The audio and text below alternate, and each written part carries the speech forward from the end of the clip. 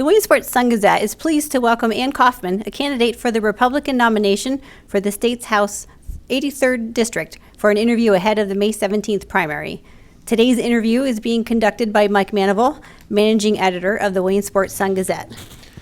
Thank you for coming in today, Ms. Kaufman. Would you like to take a moment and tell our readers a little bit about yourself? Sure. So my name is Ann Kaufman. I'm a lifelong resident of Lycoming County in the Williamsport area. My family has had a family-owned business for nearly 3 decades now, Kaufman Funeral Home in Loyalsock, where I've worked alongside my father serving families in our community for that amount of time.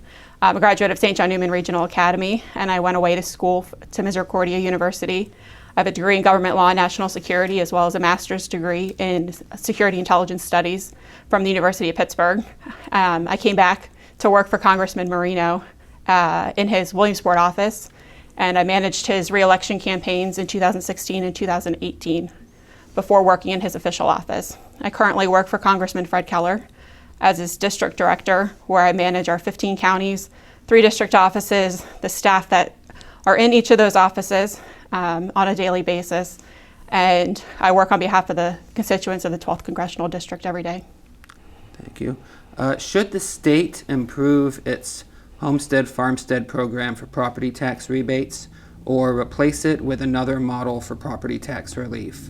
How and why? Sure. So certainly property taxes are at the higher on the list of concerns for residents. Nobody should be forced out of the home that they own because they can't afford property taxes. So I do think we need to look at reforms on how we do that.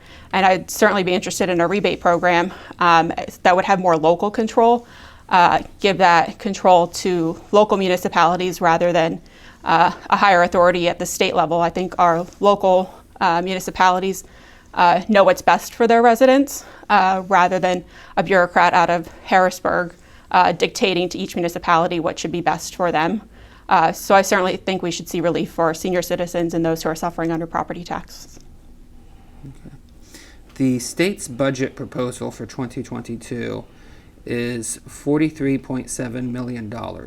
Which single state program should be the top priority for elimination or reduction in spending, and why?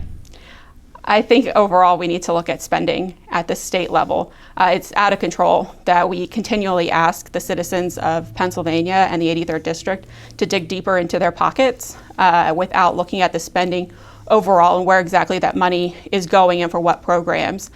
We see money going from PennDOT to subsidize the state police currently, but we have crumbling roads and bridges that need attention. So I think we need to look across the board where we can cut spending and where we can see improvements in investments.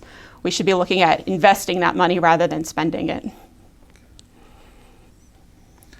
What measures should the state pursue to foster job creation in rural Pennsylvania? Number one is taxes.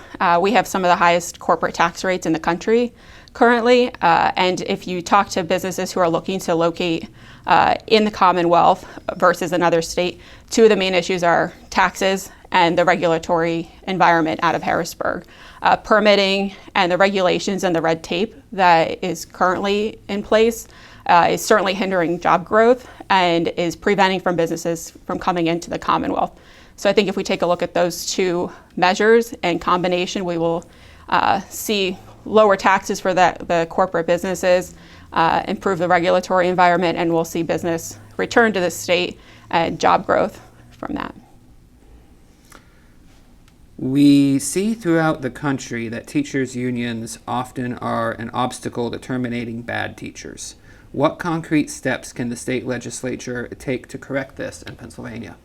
Number one is school choice. I think the control needs to be given to the parents where they send their children to receive the best education, and schools need to be held accountable as well for how the money is being spent to educate students. We have opportunities for homeschooling, public education, private education, parochial schools, career and tech education, and we should be seeing growth in all of those areas to provide the students the best measures for success and not necessarily what is a one-size-fits-all for each student. And certainly parents should be at the top of the priority for how they should best educate their kids.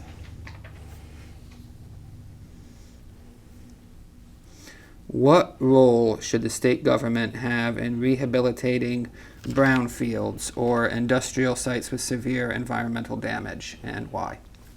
Sure. So we do have some programs at the state level that help facilitate revitalizing brownfields. I think currently in this area, they are looking to make those investments via grant programs.